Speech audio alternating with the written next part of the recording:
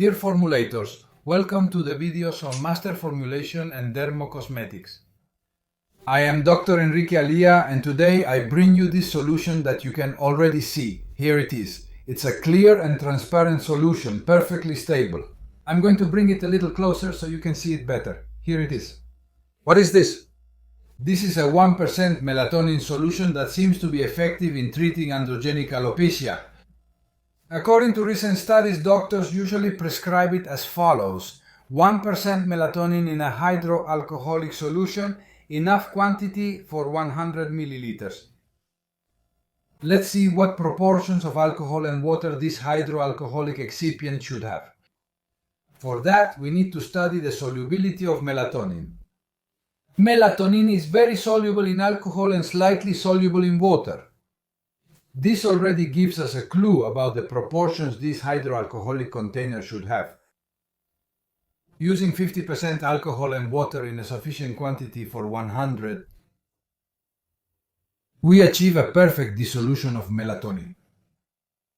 And there will be no sedimentation or precipitation, neither in the short nor long term. According to this, the development of the final formula would be 1% melatonin, percent alcohol at 50%, and water in a sufficient quantity for 100 milliliters. But we're missing something. Yes, because melatonin is very sensitive to oxidation. Therefore, it's essential to add an antioxidant. In this case, I'm going to add a metal trace sequestrant like disodium hepta at 0.05%. Let's see how the formulation is made. The first step is to dissolve the melatonin in alcohol using a magnetic stirrer set at high speed. After a few minutes, we will have the melatonin perfectly dissolved. Then the disodium hepta must be dissolved in a small amount of water because disodium hepta is insoluble in alcohol. For the dissolution, simply use a magnetic stirrer, as in the previous case, set at high speed.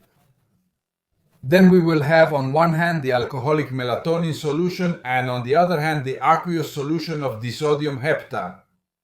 We add the aqueous solution to the alcoholic melatonin solution in small portions, stirring until homogeneous. And then, once the solution is obtained, we will fill up to 100 milliliters with purified water.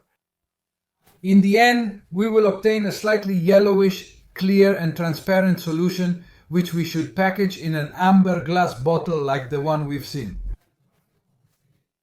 Here we have the solution once packaged. Let's bring it a little closer to see if the camera captures it well. Here we have our solution.